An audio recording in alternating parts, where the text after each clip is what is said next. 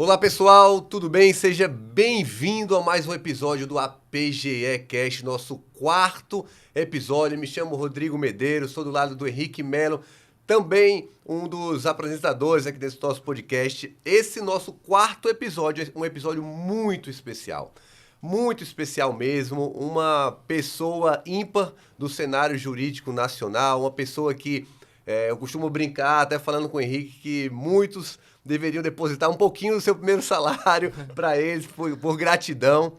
É um prazer enorme aqui estar recebendo hoje, nesse quarto episódio do APGE Cast, o grande professor Márcio Cavalcante, do Dizer o Direito. Seja muito bem-vindo, Márcio. Muito obrigado, Rodrigo. Eu estou muito feliz de estar aqui. Agradeço pela sua saudação tão gentil, tão generosa, né? Agradeço também o Henrique, né? Um prazer. Eu acompanho, né, o podcast de vocês, o APGE Cast. Acompanhei o episódio do professor Henrique, né? Inclusive, um abraço para ele, um grande professor e autor de Direito do Trabalho, né? E estou muito feliz de estar aqui, admiro muito, né, o Aprovação PGE, admiro muito o trabalho de vocês, um trabalho sério, um trabalho de qualidade. Então, estou muito feliz de a gente bater esse papo aqui e tentar levar um pouco de dica, de conhecimento aí para os nossos ouvintes, telespectadores. Eu não tenho dúvida que vai ser muito bom esse papo aqui com o Márcio. A gente está com o papo aqui da jurisprudência, do cenário jurídico aqui, né? Uma pessoa que ajuda muito a galera que está estudando, a parte de jurisprudência. Eu acredito que cerca de 95% do pessoal que estuda jurisprudência vai acessar o site do Dizer o Direito, com excelentes revisões de vésperas, ali, materiais muito bem elaborados, muito bem explicados também. A gente vai falar um pouquinho também sobre esse estudo da parte de jurisprudência, mas, Márcio, eu queria começar contigo falando um pouquinho, antes da gente entrar mais nesses detalhes mais técnicos do estudo da jurisprudência, voltar um pouco no tempo, um pouquinho só no tempo, como era aquele Márcio concurseiro, o Márcio que iniciou os estudos para concursos, como foi que surgiu essa ideia de estudar para concurso. Fala um pouquinho lá do seu início até os dias de hoje aqui. Ah, que bom. É sempre muito legal a gente relembrar a nossa história, né? E poder trazer um pouco para as pessoas, até como forma de inspirar outras pessoas em relação à sua trajetória. Assim que eu entrei na faculdade, né, a minha vida em relação à financeira, né, ela passou por vários altos e baixos, assim, né? Meu pai trabalhava com comércio, então a gente teve várias fases assim que as coisas estavam bem financeiramente e depois passavam por um período de dificuldade, de crise, né? E eu entrei na faculdade com esse cenário, né? Com esse cenário assim de muitas incertezas, de períodos em que a gente estava um pouco melhor e períodos que a gente estava com dificuldade financeira. Então, assim que eu entrei na faculdade, eu não tinha muitos conhecidos na área jurídica e eu vi no concurso público uma forma de poder, né, ter uma estabilidade financeira, de poder alcançar patamares melhores também na área jurídica, já que eu não conhecia ninguém na área, de uma forma que só dependesse meio que de mim, né? Só dependesse ali do meu esforço. Então, desde que eu entrei na faculdade, meu objetivo sempre foi prestar concursos públicos, né? Então, eu já estudava para a faculdade, né, para as provas da faculdade, mas também já olhava ali as provas de concurso, já olhava os livros que eram específicos para concurso, porque meu objetivo sempre foi esse. Então, o primeiro concurso que eu fui aprovado, né, foram aqueles concursos de técnico, de analista, mas o primeiro concurso que realmente, efetivamente, eu assumi foi o de defensor público, né, no qual eu passei ali 5 anos da minha vida, adorava, né, a defensoria pública, adorava o atendimento aos assistidos, né, era o período em que a defensoria estava se afirmando como uma instituição, né, de respeito com o relevo que ela merece, né, e passei durante 5 anos aí na Defensoria Pública. Depois, né, fui também promotor de justiça, fui procurador do Estado, né, que aí estou na área de vocês, né, e juiz federal. Mas quem olha assim os números, né, de forma absoluta, pensa assim que é uma trajetória bem sucedida e repleta de sucessos, de vitórias. Mas, como tudo na vida, né, ela esconde, na verdade, né, tantas reprovações, ela esconde ali tantas noites mal dormidas, ela esconde ali tantas frustrações, tantos momentos de desespero, de desânimo, que esses momentos eles não aparecem para as pessoas, né? Esses momentos eles ficam restritos ali à esposa, à namorada, aos filhos, aos pais. E é um pouco dessa história, né, que eu sempre procuro contar, da parte que ninguém vê, da parte que é a parte de sofrimento, da parte de reprovações, que eu acho que realmente é aquilo que faz com que a gente se identifique com as pessoas que estão nos vendo, que estão nos ouvindo, né? Ou seja, eu também passei por isso e deu certo, então eu acho que também pode dar certo para você. É a diferença, né, Márcio, do palco pro bastidor, né? Muita gente vê o palco, né? Vê a conquista, vê a aprovação, vê o dia que você vai tomar posse, aquele dia muito bonito, todo mundo muito arrumado, a família toda apoiando, mas ninguém vê o bastidor, né? As renúncias, as abdicações que você faz, as dificuldades nesse percurso, no caminho para o concurso, porque ninguém mostra. Primeiro que a gente tende, como ser humano, naturalmente, a esconder defeitos ou esconder as dificuldades. Só mostra, você entra nas redes sociais, só vê sucesso, pessoas bem-sucedidas, ninguém posta as dificuldades do dia a dia. Então é muito importante você mostrar para o pessoal que as dificuldades existem, que todo mundo que estuda para concurso, cada um, claro, vai ter as suas dificuldades específicas, né? Mas dentro dessas dificuldades, quais foram as suas principais? Os seus principais dilemas quando você estudava para concurso, a sensação de insegurança, se você tinha ou não apoio familiar. Conta um pouquinho desse bastidor, que eu acho bem interessante o pessoal saber desse bastidor, logicamente, até porque o sucesso, você tem acesso mais fácil. Ao bastidor é algo mais restrito. Né? Perfeito, é isso mesmo. Eu acho que a principal dificuldade que eu tive foi que eu não sabia estudar corretamente, né? Eu estudava muitas horas, abria mão de muitas coisas, mas hoje em dia, né, eu vejo, fazendo essa retrospectiva, que eu não tinha um estudo eficiente. Né? E são pequenas correções que você faz que produzem resultados muito eficientes. Né? Então, por exemplo, né, eu não estudava lei seca como eu deveria estudar, eu não estudava por materiais específicos para concurso, como, né, é mais recomendável que você estude. Eu não fazia revisões periódicas como a gente tem que fazer.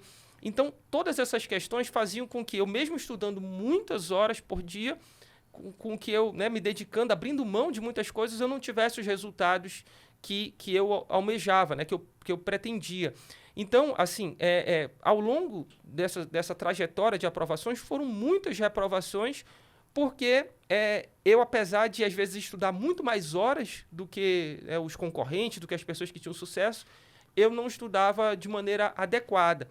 Então, era aquela sensação de desespero, de você passar ali muitas horas na biblioteca estudando, muitas horas abrindo mão, né, de lazer, do convívio com a sua família, e chegando na prova, não conseguindo aumentar o percentual de acerto, ou quando aumentava, não conseguia ainda passar da nota de corte. E aí você começa a ter aqueles dilemas, né? Poxa, eu tenho que trabalhar também, porque, né, eu não podia ser sustentado pelos meus pais exclusivamente, e ao mesmo tempo eu queria ter mais horas ainda, porque eu achava que tudo era uma questão de quantidade de horas de estudo, né? Então, vai dando esse desespero, né? Ao mesmo tempo, você quer casar, quer ter filhos e fica adiando esses sonhos, esses planos, né? Você quer ler outras coisas também. Eu sempre gostei muito de ler e minha leitura durante anos foi restrita a leituras de livros jurídicos, né? De manuais jurídicos. Então, você vai se questionando mesmo se você não tem a capacidade, se falta alguma coisa dentro de você, né? Você passa a questionar a sua capacidade mesmo. Você fala, poxa, eu estudo tantas horas, eu estudo, às vezes eu vejo que pessoas entram na biblioteca depois, né, de mim, saem antes de mim, chega na prova, elas tiram uma nota melhor que a minha, então o problema é comigo, né? Assim, você se questiona nesse ponto, né? Quando, na verdade, depois de tantos anos, depois de tantos anos como concurseiro e depois de tantos anos na preparação para concurso, você percebe que, na verdade, o problema não era comigo e talvez não seja o problema com você que está nos vendo, né? Talvez seja o problema de reajustar ali a forma como você está estudando. Numa perspectiva, Márcio, que a gente fala, que a gente percebe vários alunos com dificuldades com relação com a família com os estudos, com apoio familiar, como a família auxilia nos estudos. Queria que você falasse um pouco disso, como foi o seu apoio familiar e o que você poderia mandar um recado para o pessoal com relação a isso. Porque a gente recebe muito na caixinha, né, Rodrigo? Muita gente com dificuldade, porque o pai não apoia, a mãe não apoia, até a esposa não apoia. Às vezes a pessoa tem dificuldade de entender o que é estudar para concurso, que a gente sabe que é algo de alto rendimento, que a gente sabe que não é uma coisa fácil. Nessa perspectiva, você poderia falar um pouco sobre esse ponto? Claro, com certeza. Eu acho que tem duas situações, né? Uma tem aquela família que não apoia, né, o candidato, a candidata, e tem aquela família que apoia, mas que você mesmo se cobra tanto que você se incomoda, né, de não estar dando resultado para essas pessoas que você ama, né?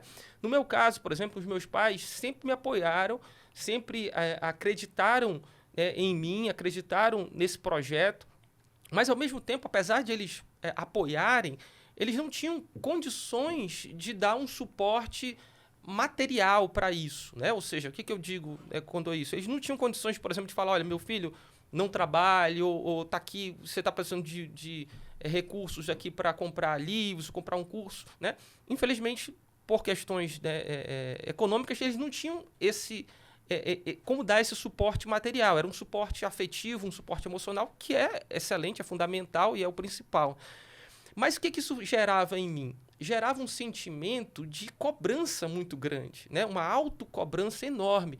Então, todas as vezes em que eu ia para uma prova, né, que meu pai ia, por exemplo, me deixar para fazer uma prova, né, 6h30, 7 da manhã, e que ele falava, vá lá, meu filho, eu acredito em você, vai dar tudo certo. Aquelas palavras dele, ao mesmo tempo que confortavam o meu coração, elas me davam uma autocobrança enorme, né? Eu entendo. E quando eu chegava na prova, e quando eu sentia que eu não fui bem na prova, que eu não tinha acertado as questões que eu achava que merecia, assim, né? Ou quando eu ia conferir o gabarito e não dava, e que eu tinha que falar isso para eles, apesar de eles não me cobrarem, eu me cobrava muito, né? Então, era tão difícil como se houvesse uma cobrança, porque era uma cobrança interna, né? Então, quando eu chegava e falava para minha mãe, por exemplo, mãe, não deu dessa vez, e aí ela falava, não, filho, mas vai dar na próxima e tal, aquilo me partia o coração, né? Então, se você passa por isso também, saiba que a última coisa do mundo que os seus pais, o seu marido, a sua esposa, os seus filhos, a última coisa do mundo que eles querem é que você tenha esse sentimento, né? Quando eles falam que estão com você, eles estão com você mesmo, independentemente do resultado, né? Então, não se coloque nessa situação de autocobrança exagerada, porque isso não vai ajudar nada, não me ajudou em nada, me prejudicou, me fez sofrer durante muitos anos. E acredite, né, quando eles falam que estão com você independente de qualquer coisa, porque eles vão lhe amar independente do resultado. Perfeito.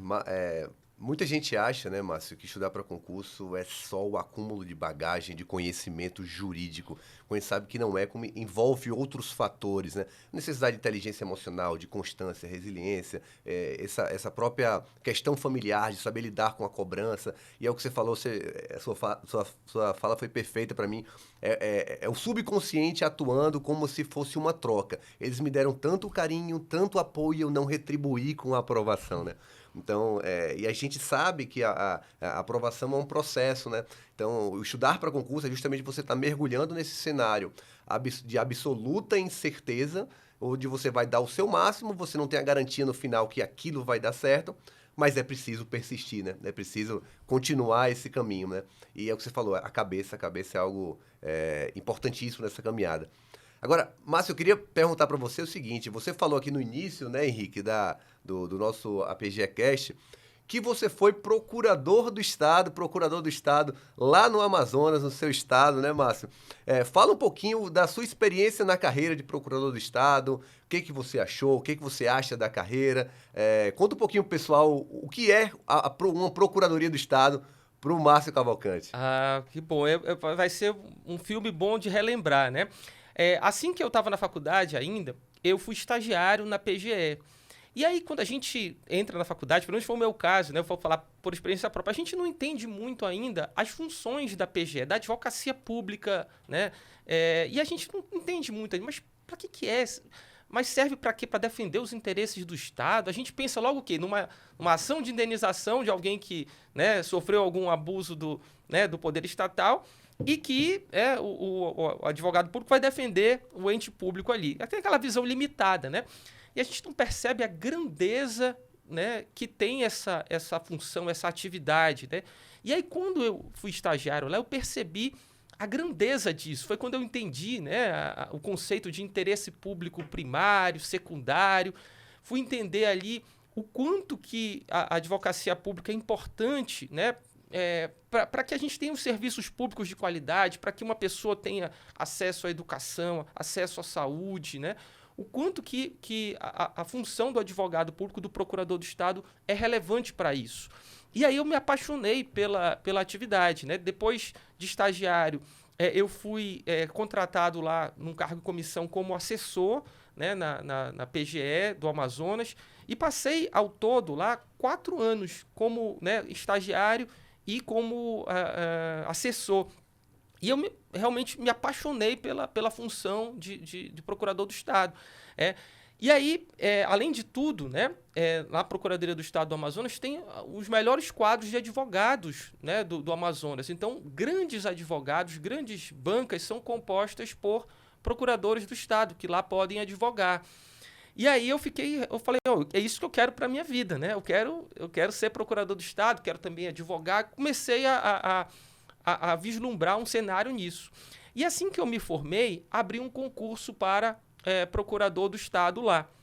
E aí, todo mundo lá, os meus ex-chefes, né, falaram, nossa, agora você vai se juntar aqui com a gente, você foi estagiário, você foi assessor, e agora você vai ser procurador, a gente depois você vai trabalhar no escritório comigo, aqueles planos todos, né? Eu já estava fazendo até planos com o salário que eu ia receber. Já né? foi no banco já até simular financiamento de imóvel. Olha, já sou quase procurador aqui, né? Eu sei tudo da Procuradoria do Estado. Você não tem o meu lerite aqui ainda? Eu estou aqui, eu faço parecer, faço contestação, né? Sabia, né, toda a função lá.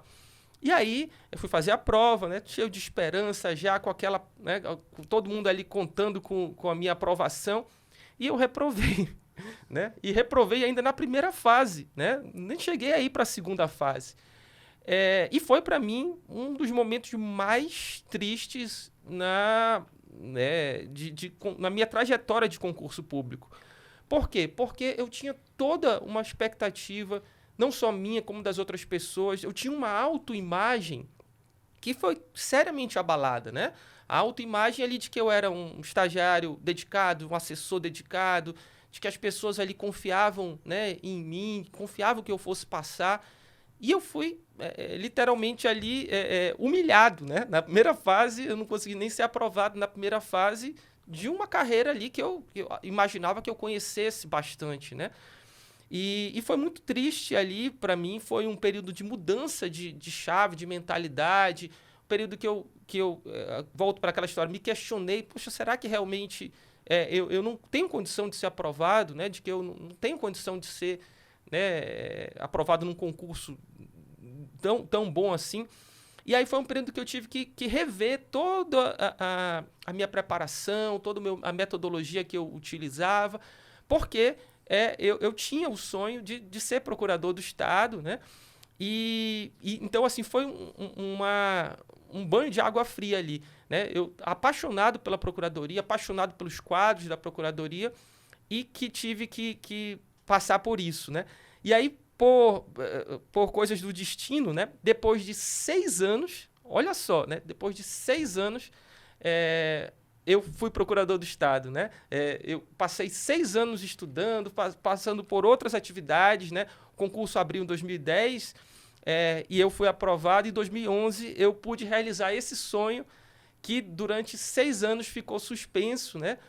E que para provar aí para mim e para as outras pessoas que, na verdade, né, o problema não está dentro da gente. O problema está, às vezes, né, na forma como a gente estuda, das ferramentas que a gente está usando, mas que todo mundo é capaz. É muito bom ver um depoimento desse, Rodrigo, né? Porque a gente vê hoje em dia o Márcio do Dizer o Direito, né? A gente imagina que, alguns imaginam que foi relativamente fácil, que Márcio tem um trabalho excelente hoje, de excelência, é uma referência. Então a gente vê o que ele também passou para conseguir os sonhos dele, viu que ele foi reprovado no concurso de procurador, depois de 6 anos ele foi aprovado. Então, assim, é uma aula de resiliência, é uma aula de aprendizado, é uma aula de autoconhecimento. E eu fico muito feliz de poder estar aqui e a gente poder contribuir, né, para quem está estudando para advocacia pública. Um caso voltado para advocacia pública, né? Muito legal, Márcio. Escutar seu depoimento, muito legal mesmo, assim. Pessoalmente, eu fico muito feliz. E, Márcio, vamos trazer um pouquinho mais o papo aqui para os dias quase atuais, né? Como surgiu e quando surgiu essa ideia do dizer, essa brilhante ideia do dizer o direito? Olha, eu sou da época em que o Sebrasp ainda se chamava CESP, né? Somos três. Então, o Sebrasp, né, que é a fundação ligada ao UNB, que realiza concursos públicos, era chamada CESP. E o CESP, na época, né, trouxe alguma coisa bem inovadora, né, para os concursos públicos, para a preparação de concursos públicos, que foi o quê? Foi a cobrança de jurisprudência, né? Hoje em dia a gente fala cobrança de jurisprudência no concurso como se fosse alguma coisa, né, super normal. Corriqueira, né? Mas se você estudar a história dos concursos públicos, aí vai ver que teve uma época que isso não era cobrado, né? Cobrar o que o Supremo decidiu, o STJ, isso não existia, né? E quem trouxe a primeira vez isso foi o CESP. E quando ela trouxe isso, foi um terror para os concurseiros, né? A gente via isso, mas da onde? Isso não está em livro nenhum, né? Não tá. Onde é que vocês conseguiram isso? E aí, como é que eles cobravam isso? Tinha um boletim de jurisprudência, os informativos, né? Mas eles eram muito menos acessíveis. Você não tinha, por exemplo, os boletins publicados na internet, né? Esses boletins eles eram enviados para as repartições públicas, eles eram impressos mesmo, assim, né? Eram como se fosse um jornalzinho. Ou então você tinha aquelas revistas trimestrais de jurisprudência que eram caríssimas. Então aquilo ali não era muito acessível às pessoas. Só que o que aconteceu? Quando eu estava estudando para concurso público, né, e eu me deparei com isso, essa era a parte do estudo que eu mais gostava. O que eu fazia? Eu pegava esse boletim de jurisprudência, tinha o meu caderninho, né? Na época a gente não usava notebook, laptop de forma assim tão difundida, muito menos tablet ainda, né? O Steve Jobs nem tinha inventado ainda o iPad, né? E aí eu anotava num caderno ali os comentários a respeito daquele julgado, né? Eu pegava o boletim e anotava ali, olha, aqui foi isso, tentava reescrever com as minhas palavras ali o que estava decidido, porque era uma linguagem mais rebuscada. E aquilo ali começou a ser difundido ali na biblioteca, né? Os colegas falavam assim, deixa eu ver a sua anotação aí. Dá teu caderninho dá aí. Teu caderninho Deixava aí. na Xerox. E aí a gente começou a trocar esses materiais, né? E aí as pessoas gostavam disso, né? Achavam, pô, Márcio, eu não quero mais ler agora o informativo ali original, não quero ler tuas anotações, já tá mastigado, né? aqui, Já tá né? mastigado ali, já tem, né, todo um esquemazinho. E aí, quando eu fui aprovado definitivamente, eu continuei fazendo isso, né? Quando eu me aposentei da vida de concursos, eu continuei fazendo isso para mim, né? Para eu me atualizar, para eu me manter ali. E porque eu gostava, né? Eu acho muito gostosa a leitura dos julgados, né? O estudo da jurisprudência. Eu comecei a fazer isso para mim. E eu ainda tinha vários colegas que estudavam para concurso, que estavam na batalha, né? Pessoas que sofreram junto comigo as reprovações, ainda na biblioteca, ainda nas salas de estudo. E eu ia lá com essas pessoas e a gente conversava, tomava um café juntos, e eu comecei a mandar para essas pessoas esses meus estudos, agora já em computador, né? Já tudo direitinho.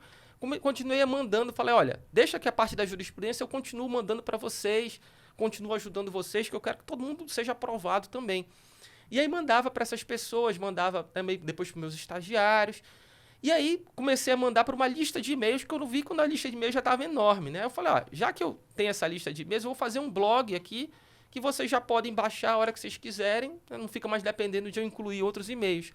E aí comecei a fazer um blog, eu mesmo fiz o primeiro blog, a primeira versão do blog, né, do Dizer o Direito, e comecei a receber e-mails, assim, agradecimento de pessoas de várias partes do Brasil. Olha, muito legal aqui esse material que se faz e tal. Se por algum motivo assim eu não fazia de um informativo, eu começava a receber cobrança, olha, faltou desse informativo e tal. E aí começou a ficar um negócio assim, que eu não imaginava, né, que fosse ter essa receptividade toda. E aí, depois disso, as pessoas começaram a falar, por que você não faz um livro agora com essa coletânea disso? E aí foi crescendo de forma bem orgânica, né, de forma bem natural. E quando eu vi, né, o Dizer o Direito já estava, né, consolidado. Né? E o Dizer o Direito é essa brincadeira com a palavra jurisdição, né? Que aí, o que é a jurisdição? O que é o poder da jurisdição? É o poder de dizer o direito. Né? Então, ficou essa brincadeira da jurisdição com o papel dos tribunais, né, que é de dizer o direito. Bom, Márcio, muito bacana esse surgimento, saber o bastidor do surgimento de uma ferramenta tão importante para o pessoal que estuda para concurso de maneira geral. Assim, eu desconheço um estudante que estude para concurso hoje que não acesse o site do Dizer o Direito. Da própria minha atividade profissional também como procurador, eu tenho sempre o costume de, uma vez por semana, ir no site do Dizer o Direito, ler toda a jurisprudência, para você estar constantemente atualizado ali no exercício da sua função ali de procurador, né? Mas, Márcio, uma pergunta bem direta. Você tem essa real noção do impacto que você representa com essa sua ideia, com o Dizer o Direito, para milhares ali de estudantes para concurso público?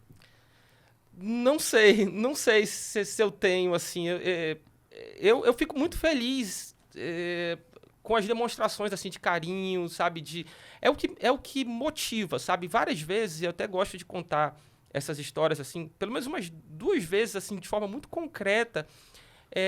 Eu pensei em me aposentar, né, das atividades do site, do Dizer o Direito, porque eu tenho, obviamente, né, um retorno financeiro muito bom, eu tenho uma projeção muito boa, mas eu sou uma pessoa muito família, sabe? Assim, eu gosto muito da convivência com meus filhos, eu gosto muito da convivência com os meus pais e com a minha esposa. E essa atividade, ela rouba muito, né, do tempo, né? Assim como vocês também, na atividade, né, da aprovação e tal. Isso tira o tempo, assim. E algumas vezes, assim, em períodos assim que meus filhos estavam crescendo, precisando de mim, eu falei, olha, meu amor, acho que já dei minha contribuição, e vou fazer outras coisas, vou ficar mais dedicado a vocês, né? E aí, uma vez eu até fiz uma carta de despedida, assim, para botar no site, enfim. E aí, a gente foi passear no shopping, né? Foi a família toda.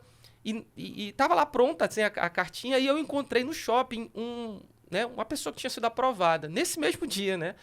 E aí, essa pessoa, ela falou... Poxa, professor Márcio, eu queria agradecer. Eu não tinha condições financeiras, eu estava passando por dificuldade financeira. E o site... me ajudou muito, eu fui aprovado e agora eu vou casar, enfim, contou a história, né, bem bonita, assim. E minha filha, né, que ela tem 11 anos atualmente, ela estava olhando, assim, ela tinha uns 7 anos, ela falou, papai, muito legal isso que ele falou e tal, né, e aí eu vi, assim, eu me senti muito orgulhoso de ela ter visto isso, assim, sabe, de ela ter presenciado esse depoimento. E aí eu falei, puxa, se isso não for um sinal de Deus, assim, né, de que ainda não chegou minha hora de parar, eu não sei qual outro sinal que seria, né? E aí eu falei, não, eu vou continuar ainda, né? E foi com ela, né? Foi envolvendo ela, ou seja, que eu iria parar para me dedicar mais para ela, mas ao mesmo tempo eu vi que ela ficou orgulhosa, né? Então, o que eu espero hoje em dia é que eu continue contribuindo ainda para mais, né, pessoas serem aprovadas. E que isso seja um motivo de orgulho para os meus filhos, assim, sabe? Que no futuro, assim, eles vejam e falam, poxa, uma pessoa, 2 pessoas, enfim, quantas pessoas o papai ajudou a ser aprovado, ajudou a realizar o sonho profissional, isso seja motivo de orgulho para eles. Então, hoje em dia, um dos maiores motivos de eu continuar, né, é poder cumprir essa missão, né? Até quando eu não sei, mas... Então, assim, eu não sei o impacto total, mas eu me lembro sempre dessa pessoa, né, desse rapaz que falou, e para mim, se fosse só ele, já teria valido a pena. Rodrigo, a gente tem uma missão, tem que encontrar esse rapaz, que agora é ele que vai ser... Você salvou a vida de todos os concurseiros. Se você tiver aí, manda uma mensagem para aprovação PGE. Vendo, mande direct, manda comentário no YouTube, entre em contato com a gente, pelo amor de Deus, a gente precisa te agradecer. Eu acho que Márcio ia ser do tipo que, se fosse parar, ia ter um movimento para não deixar o Dizer o Direito acabar. O concurseiro ia se juntar, né? Ia fazer um movimento que não ia deixar Márcio parar, não. lá em Manaus, lá pra...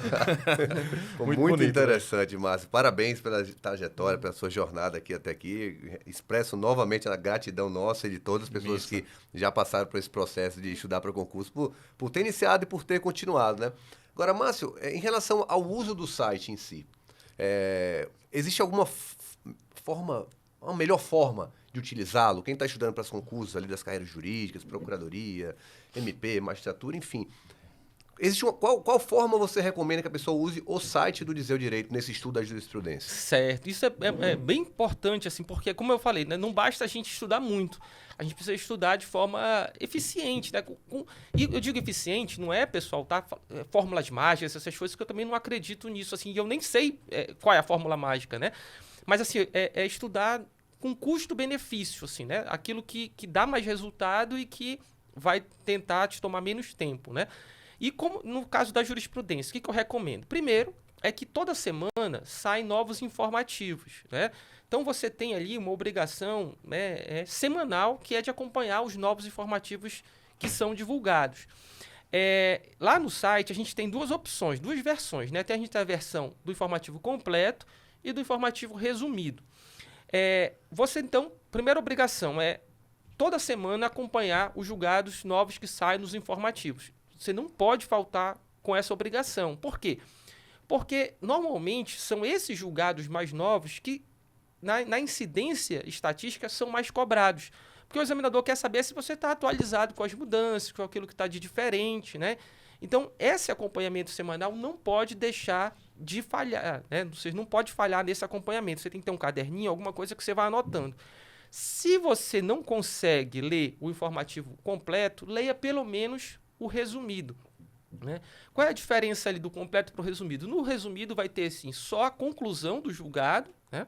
E no completo você tem a explicação completa. Por que o completo, se você tiver condição de ler, é mais interessante? Porque lá no completo eu trabalho com toda o desenvolvimento, né, até chegar àquela conclusão. Então eu procuro ali, antes de explicar o que foi julgado, colocar algum conceito, colocar ali uma explicação prévia. Contextualização, né? Perfeito, uma contextualização que ajuda você a fixar aquela conclusão e não só, ajuda também você a aprender alguns conceitos ali conexos, né? Por exemplo, vou explicar um julgado de alienação fiduciária. Eu explico o que é alienação fiduciária, dou as principais características, às vezes coloco algumas questões de concurso, cito a lei, né, que já é uma forma de você revisar a lei seca contextualizada, e no final tem a explicação. Então, primeira coisa em relação ao estudo da jurisprudência é acompanhar os julgados, os informativos novos que são publicados, tá? E eles estão disponíveis gratuitamente no site, tanto a versão completa como resumida. Além disso, né, é importante que você faça revisões periódicas também da jurisprudência. Por quê? Porque a jurisprudência é como se fosse, né, você encara ela como se fosse uma matéria, como se fosse uma disciplina. Então, assim como você vai revisar constitucional, administrativo, né, civil, você também tenta revisar e tem que revisar a jurisprudência. Então, como é que eu normalmente dou as dicas para as pessoas que me pedem? Você vai estudar, por exemplo, controle de constitucionalidade. Você revisa pelo seu material, e aí depois você revisa também a lei respectiva. Então, por exemplo, a lei que regulamenta a ADC ou os artigos da Constituição que tratam sobre o controle de constitucionalidade, e você revisa ali os principais julgados de controle de constitucionalidade relacionados com aquele assunto. Porque aí você vai ter um estudo completo da doutrina, da lei e da jurisprudência. Então, são duas formas de estudar a jurisprudência, que são cumulativas, né? As duas são juntas. Primeiro, acompanhar as novidades toda semana e fazer revisões periódicas dos julgados.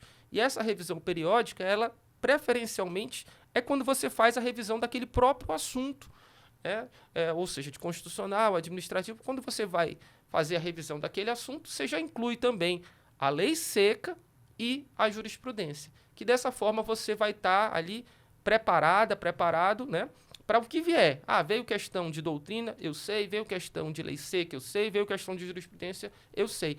Até porque muitas vezes elas até são meio contraditórias, né? Às vezes a lei diz uma coisa e o Supremo, o STJ, né, dá uma outra interpretação que não é a literal.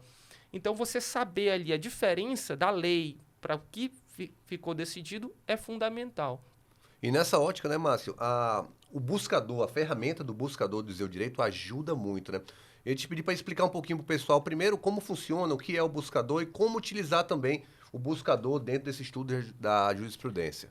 Ótimo. O buscador, né, é uma versão paga do site, né? O site é o www.buscadordoserodireito.com.br. E lá você vai acompanhar os informativos que vão sendo divulgados semanalmente.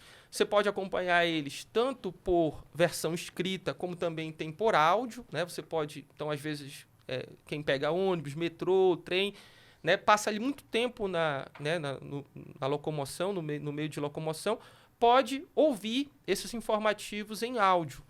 E além de acompanhar semanalmente, você pode filtrar lá por assunto. Então, por exemplo, você estudou em administrativo atos administrativos. Aí você vai agora, né, depois de estudar atos administrativos, você seleciona lá direito administrativo, atos administrativos, e você vê todos os julgados que saíram nos informativos a respeito de atos administrativos. Aí você vai lendo lá, e aí você vai ter lá a conclusão, né, o título, a conclusão, e aí você, se ler o título e a conclusão e já entender, ótimo. Se você falar, não, ainda quero aprofundar um pouco mais, aí você clica e aí você vai ter a explicação completa lá, né? Então, é uma ferramenta importante para você tanto fazer esse estudo dos informativos semanalmente, como também para filtrar esses julgados por assunto, seja para complementar o seu estudo do livro, da apostila, do seu material, né, de preferência, como também para fazer aquela revisão rápida. Uma outra forma de fazer a revisão lá também é por meio dos simulados, né? Lá também tem simulados de jurisprudência, então fala assim, olha, eu estou meio cansado de ler, eu quero agora fazer por meio de questões. Aí você seleciona lá, questões de atos administrativos, aí você faz só as questões de jurisprudência, né, baseadas naquele assunto. Então, é uma outra ferramenta também que você pode lá fazer isso. Você também pode montar cadernos lá, então, por exemplo, eu acho que esses julgados aqui são importantes para a PGE de São Paulo. Aí você pode, ao ler o julgado, você bota lá, adicionar no caderno, e aí você escolhe um caderno da PGE São Paulo. Aí você vai mandando todos os julgados para lá, e depois você já tem como se fosse um caderno virtual com aqueles julgados, né, específicos para uma carreira, para um concurso que você quer, né? Você também pode entrar no julgado e trabalhar com ferramenta de inteligência artificial lá. Então, você pega um julgado e coloca assim, olha, simule questões de concurso público relacionados com esse assunto, né? Ou então, quais os pontos mais importantes para concurso público relacionado com esse assunto. Aí tem uma ferramenta de inteligência artificial lá que vai dar uma resposta para você baseado nisso, né? Então, são múltiplas formas ali de estudar, né? E também tiverem outra dúvida, manda lá no Instagram do Dizer o Direito e a gente está à disposição lá para responder. A ferramenta, ela é muito boa mesmo, muito boa. Tanto é que a gente tem o prazer até de falar aqui que a gente tem uma parceria com o pessoal do Dizer o Direito, com o Márcio. Muito alunos obrigado. nossos da preparação extensiva, eles têm acesso, né, gratuito ao buscador do Dizer o Direito. Essa ferramenta sensacional, porque é o que você falou. Às vezes você está cansado de ler a jurisprudência seca, vamos dizer assim. Sim. Simula fazendo questões, é outra forma, é outro estímulo que você dá pro seu cérebro para absorver o conteúdo. Não deixa de ser um estudo mais ativo, onde você vai ter que buscar a resposta ali com base naquilo que você já estudou, né? A ferramenta é muito boa mesmo. Para quem ainda não é assinante do buscador, eu vale a pena recomendo conferir. demais mesmo. A ferramenta, o custo-benefício dela, assim, é extraordinário. E ajuda bastante, principalmente essas revisões, dentro dessa fórmula que o Márcio propôs aqui também, né? De você estar revisando a jurisprudência casado com aquilo com um determinado tema específico, o controle de constitucionalidade, com atos administrativos, e você revisar tudo aquilo da jurisprudência. E é muito fácil de mexer também. A plataforma é muito boa, então a gente recomenda muito intuitiva. Muito obrigado. E eu agradeço a parceria aí, né, com a aprovação PGE e, né, como você falou, os alunos, né, têm acesso lá E eu fico muito feliz, né, de um curso com tanta credibilidade, com tanta qualidade, né, ter essa parceria com a gente. A Muito gente que obrigado. agradece muito. A gente agradece muito. Márcio, em relação a percentual de jurisprudência, de cobrança de jurisprudência em provas de concursos de carreiras jurídicas como procuradorias, você tem já fez algum estudo, algum percentual que você possa falar, olha, é X% das provas, em média, cobra jurisprudência, até para o pessoal que eventualmente está deixando de lado o estudo da jurisprudência, entender a real importância desse pilar aí na aprovação, né? Legal. Olha, na verdade, assim, os especialistas, grandes especialistas em procuradoria estão aqui na minha frente, né? Que é o pessoal da aprovação PGE que estuda, sabe tudo aí da preparação para a procuradoria. Mas, assim, o que eu posso dizer?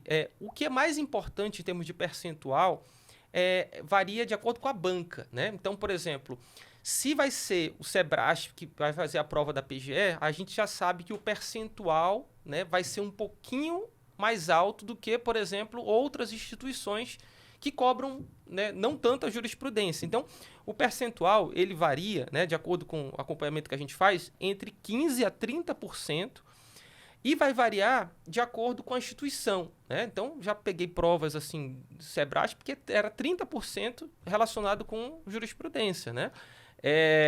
Já, por exemplo, Carlos Chagas já é um pouquinho menor, né? FGV fica ali num meio termo, então depende muito da instituição que vai fazer aquela PGE. Só que tem um detalhe da jurisprudência que é um valor muito superior a esse, que não é tão mensurado, que é o quê? É o fato de você aprender a raciocinar o direito, né? É o fato de você aprender a pensar como os tribunais pensam, é o fato de você conseguir escrever melhor, é o fato de você aprender a construir melhor as suas ideias. Isso você vai levar para a segunda fase, para a prova prática e vai levar para a sua vida profissional. Quanto mais você lê os julgados, os comentários, você mais tem insights, mais você aprende a raciocinar e às vezes até mesmo quando você não sabe a resposta, você consegue desenvolvê-la a partir dos princípios, né? A partir de um raciocínio jurídico que você constrói lendo, estudando a jurisprudência. Então, o valor da jurisprudência é muito alto, em termos percentuais, na primeira fase. Ele é mais alto ainda, a sua relevância, na segunda, né, e na prova prática, porque eventualmente, principalmente numa prova que você possa levar o vade-mecum para uma segunda fase, como vai ser difícil que a questão exija apenas o texto de lei, já que você está com o vade-mecum ali, né, na sua mesa, ela vai cobrar a jurisprudência. E por que as bancas cobram a jurisprudência? Porque não tem muito questionamento quanto a eventual recurso. Se você cobra, por exemplo, uma questão relacionada com uma posição doutrinária, você vai ter, muito provavelmente, algum outro doutrinador que defende uma posição diferente, uma posição minoritária, mas diferente. Então, por exemplo, se você cobra para fazer um parecer, né, no concurso da PGE, e esse parecer é baseado unicamente na doutrina, né? Com quase certeza você vai ter algum outro doutrinador que vai defender uma posição que não é a da banca. Então você gera ali questionamentos, né, quanto a eventual recurso. Já se você delimita ali no enunciado, fala, olha, eu quero que você dê um parecer como procurador do Estado baseado na jurisprudência do Supremo. Ali você já não tem uma margem para recurso administrativo contra aquela questão. Então, a importância da jurisprudência ela é na primeira fase, na segunda fase, né, para esse tipo de questão, e para a construção do raciocínio jurídico.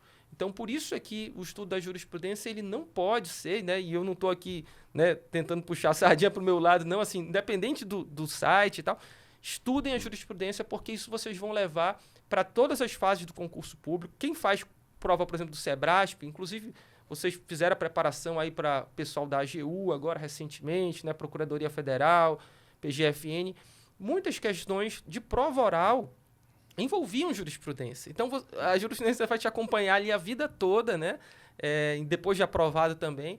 Então, o estudo da jurisprudência hoje em dia ele não pode ser esquecido ele tem que estar sempre presente, em todas as fases do concurso público. Até porque, né, Márcio? Vamos fazer um exercício aqui bem objetivo da coisa aqui desse estudo de concurso. O direito, ele não é uma disciplina, o direito não está dentro do Vale do Silício, onde toda hora tem novidade, tem alteração. O direito, para ter uma grande mudança, é uma alteração legislativa. Então, se coloca no papel de uma banca examinadora. Você só tem ali a doutrina, que é vai ter posição majoritária, e a minoritária, que pode dar recurso, anular a questão, se ele priorizar determinada posição.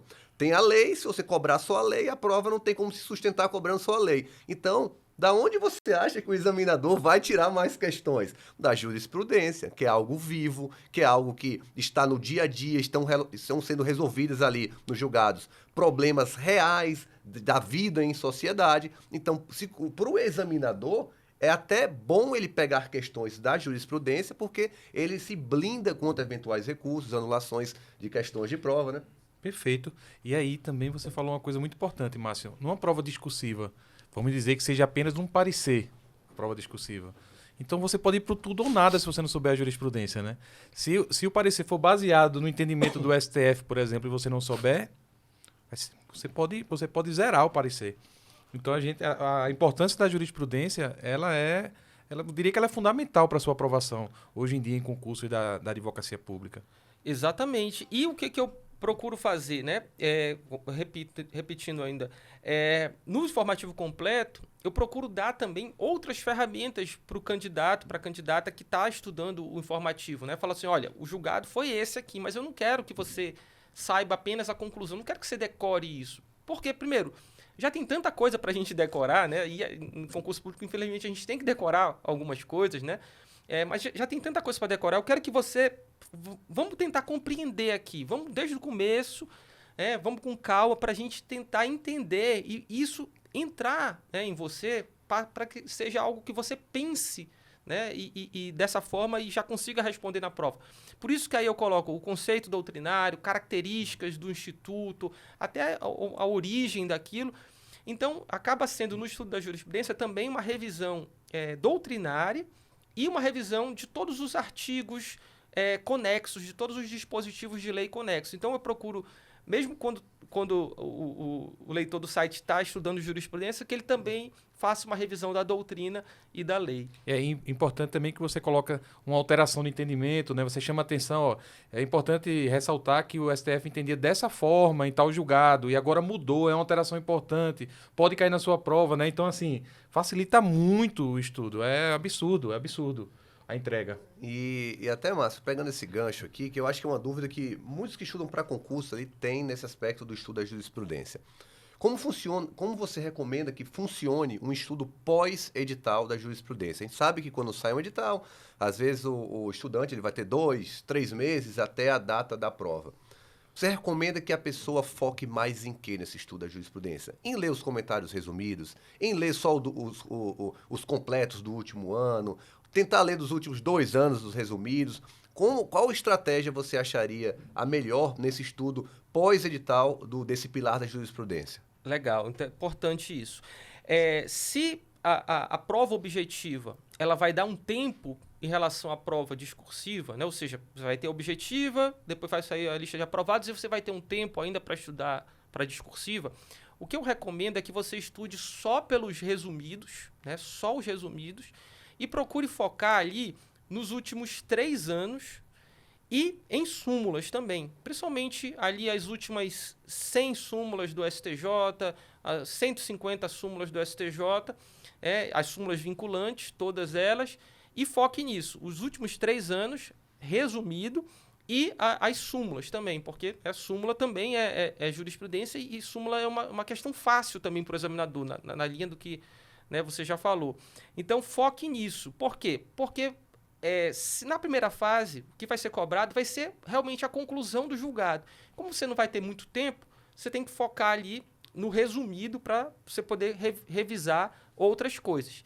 Agora, se o edital também já inclui ali, né, no dia seguinte, por exemplo, a discursiva, né, o que às vezes acontece, aí você vai ter que infelizmente, também estudar um pouco dos completos. E aí você vai ter que ter um estudo estratégico. Você vai fazer o quê? Quais julgados são interessantes para aquela carreira? Você vai ter que ligar aquele filtrozinho, né, aquele alerta. Eu estou estudando resumido aqui e marquei esse julgado porque eu acho que ele interessa para a PGE. Então, por exemplo, é um julgado envolvendo precatório, né? É um julgado envolvendo fazenda pública em juízo, é um julgado envolvendo, né, algum instituto novo do direito administrativo. Você marca ali e você vai depois tentar ler, né, o inteiro teor. Por quê? Porque pode ser que aquele julgado venha na segunda fase. Então, pode ser que aquele julgado seja cobrado no parecer, na discursiva, né? Então, você está estudando o resumido, mas você já marca ali, opa, minha obrigação é depois ler o inteiro teor, não o inteiro teor do voto, né, mas ler os comentários completos daquele julgado, porque eu posso ser surpreendido na discursiva com essa questão. Márcio, dentro dessa lógica, dessa situação específica, o que a gente recomenda aqui para o aluno da aprovação PGE? Olha, a gente chama aqui de núcleo duro da advocacia pública. São aquelas matérias que são mais importantes. Constitucional, administrativo, tributário e processo civil. Elas, em regra, representam cerca de 60% das provas. Olha, isso daqui você não tem como você aprovar de procuradoria sem você dominar essas 4 matérias. Então, a gente chega a recomendar para os alunos o seguinte, olha, dessas matérias aqui, tente ler sempre o comentário completo. Por quê? Porque na fase objetiva vai te ajudar, na subjetiva a maior probabilidade de cair uma questão vai ser de julgados desse núcleo duro, e se você não tiver tanto tempo, das matérias mais acessórias, vamos chamar assim, tipo direito civil, direito ambiental, que tem a sua importância em provas de procuradorias, mas uma importância menor do que essa do núcleo duro, leia os comentários resumidos. Faz sentido essa tese? Totalmente. Na verdade, é perfeito. Você resumiu bem e essa é a melhor estratégia aí. Porque não dá para ser aprovado num concurso de PGE. Não é que não dê, né? Assim, eu não gosto dessas fases absolutas, assim, mas é muito difícil ser aprovado sem dominar bem essas matérias, né, que você mencionou, né? E elas vão ser cobradas não só na primeira fase, como também na discursiva, né? Então, é uma estratégia perfeita. Tá aí, ó. Eu falei que quem entende de PGE está aqui na minha frente. Márcio, uma pergunta também eu queria te fazer, né, era se você pudesse, o Márcio de hoje, ex-procurador do Estado, ex-defensor público, atualmente juiz federal, fundador do site do Viseu Direito, se esse Márcio hoje já hiperrealizado no cenário profissional, no cenário pessoal, o que esse Márcio poderia falar para aquele Márcio antigo que estava iniciando seus estudos para os concursos de concursos jurídicos de maneira geral, cheio das suas incertezas, cheio das suas dores, sem saber se aquilo tudo ia dar certo? Qual lição o Márcio de hoje passaria para o Márcio do início? Eu acho que a primeira lição é continue caminhando, sabe? É uma lição que eu levo ainda hoje, nos momentos difíceis. Continue caminhando, continue andando, mesmo que tá difícil, mesmo que seja chorando, mesmo que seja desesperado, mesmo que seja sem saber direito o que vai acontecer, continue andando, não pare, né? Continue andando um pouquinho a cada dia, um passo a cada dia, né? Tente tornar as coisas mais simples, assim, sabe? Eu me lembro que na minha vida de concurso, eu tentava, às vezes, estratégias mirabolantes, fazer o mais difícil, o mais complexo. Eu me lembro que, né, por exemplo, nessa prova da PGE, do Amazonas, eu li o livro do Marçal Justem Filho de licitação, que é um livro maravilhoso, mas que não é recomendado para concurso público por causa da sua profundidade, da sua extensão, né? Em vez de eu fazer o mais simples, que era o quê? Ler a lei, ler os julgados, estudar por um material mais voltado para concurso, né? Então, assim, procure, se informe com pessoas que foram aprovadas, que possam dar alguma dica, né? Procure um curso de qualidade, que seja sério, que não prometa coisas absurdas, que prometa ali dedicação, né? Que prometa ali um trabalho sério, um trabalho dedicado, um trabalho factível, né? E continue caminhando, sabe? Mesmo com a dificuldade, mesmo quando você achar que você não tem capacidade, continue andando, porque a única coisa que eu fiz de diferente foi continuar caminhando, assim, sabe? Não desistir, continuar andando, e no final das contas deu certo.